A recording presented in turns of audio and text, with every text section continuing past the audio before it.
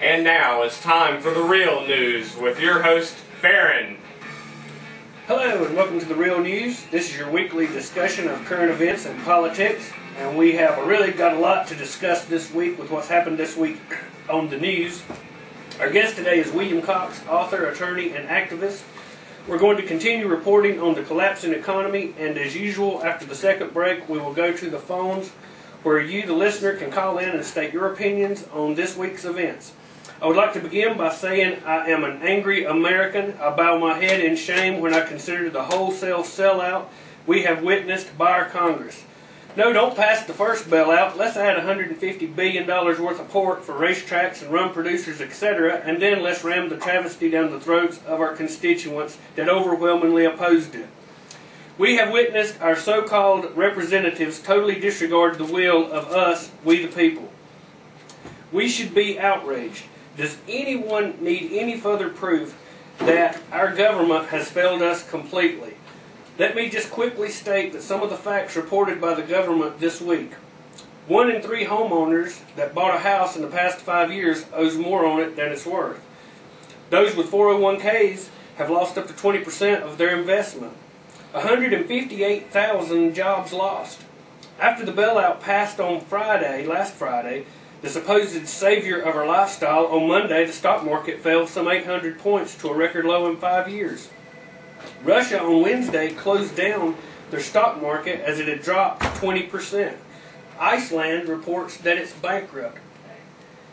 And to add insult to injury, it was reported that after the AIG bigwigs got the news that the lunatics in Washington was going to print $85 billion out of thin air and donate it to these crooks, and remember, let me tell you once again, we are on the hook for that money, that after they got the news of this corporate welfare, they went on a vacation spending $440,000 to celebrate. Massages, jet planes, resorts for the elite. While we are being sold out lock, stock, and barrel, what is it going to take for the people in this country to say enough is enough? We need a grassroots movement to take our country back. Both candidates backed the bailout. Why? Because they are owned by the corporations. We are moving to a socialistic style of government that these very same hypocrites criticize other countries for. So when we go to the phones, I want to hear from the public.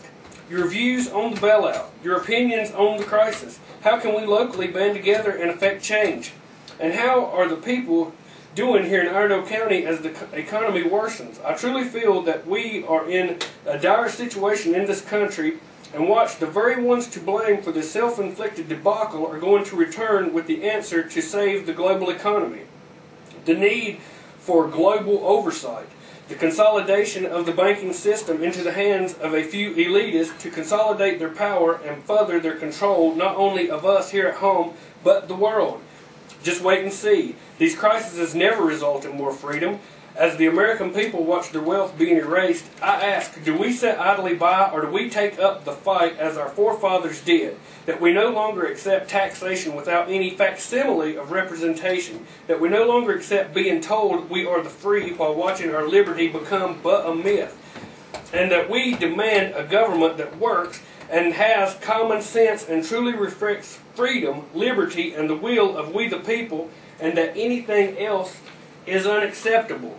I ask, where is the press? We reported this inevitability. Why didn't Rush Limbaugh, with all of his supposed brilliance, forecast this debacle? Where is the press? Why is David Walker, former Comptroller General, so ignored?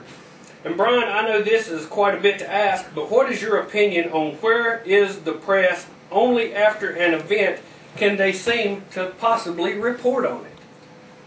Well, actually, in my opinion, Farron, you're wrong on this one. The press has been all over this for years. They've been telling us not to sell our stocks. They've been keeping us in the market. Yeah. All simultaneously, of course, while elite Wall Street has been bailing out. The press has been designed to simply keep all the suckers in, to give them plenty of time to get out of this. Yeah, well, we've had a few out front being totally ignored by the puppet press. This is proof of a puppet press that doesn't report the truth to the people.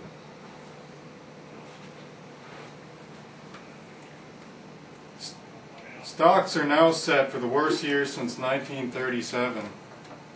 401ks throughout the land have been gutted this week amongst the carnage wrought by an elaborately constructed mortgage swindles. The Wall Street $800+ billion bailout has been unleashed upon the American taxpayers nothing less than a crass struggle, weapon of mass destruction. Hollywood screenwriters couldn't have come up with a more twisted plot. The man now in charge of repairing this mess, Treasury Secretary Hank Paulson, actually having been amongst those who originally created it. During his tenure at Goldman Sachs, Paulson and his cronies devised complex mortgage-backed securities, converting them to AAA-rated investments by purchasing guarantees from, drumroll, American International Group, AIG. The same AIG, of course, whom he just gave $37 billion as Treasury Secretary, in addition to the $85 billion already promised, of our money. This insidious legislative measure, of course, plowed through Congress with the same vigor as that of the USA Patriot Act, fear-mongering utilized to incite panic and defraud the American people of their constitutional rights. As we have discussed right here on the Real News Radio with Judge Andrew Napolitano some months back. This time around, however, they have successfully looted the U.S. Treasury in a matter of days for trillions of dollars, in what took them 5 years to do with the groundless Iraq War. As Americans, just exactly how many times do we need to be beaten into submission before standing up to such tyranny? We have had our natural rights removed from us, free speech, privacy, even habeas corpus, and now our money transferred to the rich. Trickle-down economics replaced by a tsunami of upward economics. So how did we get here? After sending our economic base of industrial jobs overseas, seeking neo-slavery to maximize profits, we now have nothing to show for it except for a fiat counterfeited money produced and controlled by the private Federal Reserve Bank. An economy based on cheap goods created an illusion of wealth and prosperity. Our industrial power lost to the new economy based on nothing more than lies and greed. All of this while our leaders mortgaged the future of our children, fleeced America, and plotted the destruction of sovereignty and the birth of a global empire.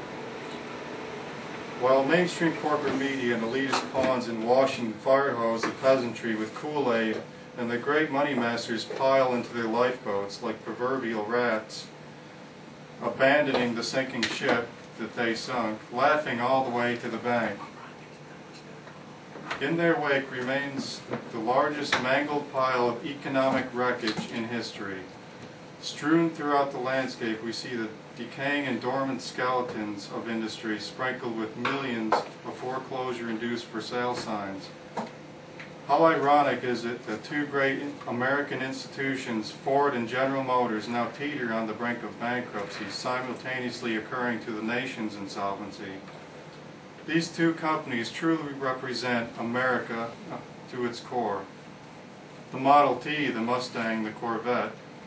Perhaps their symbolism of Americana was also their downfall, bloated victims of overconsumption and greed, squandering their resources to manufacture gargantuan and gluttonous gas-sucking SUVs.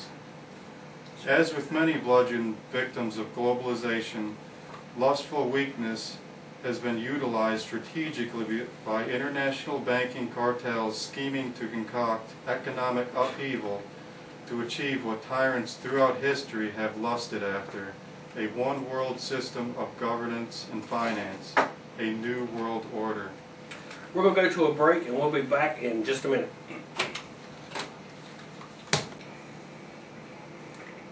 Okay, we're back on the Real News. We was enjoying just a little bit of technical difficulty, so we're going to our interview with Mr. Cox. Are you with me today, Mr. Cox? Hello, Mr. Cox. I want to thank you for joining us today on the Real News. Can you hear me okay? I've got you loud and clear. Okay. To begin, would you tell our listeners a little bit about yourself and your organization, thevoters.org, and also to begin with, your position on the bailout and the economic meltdown?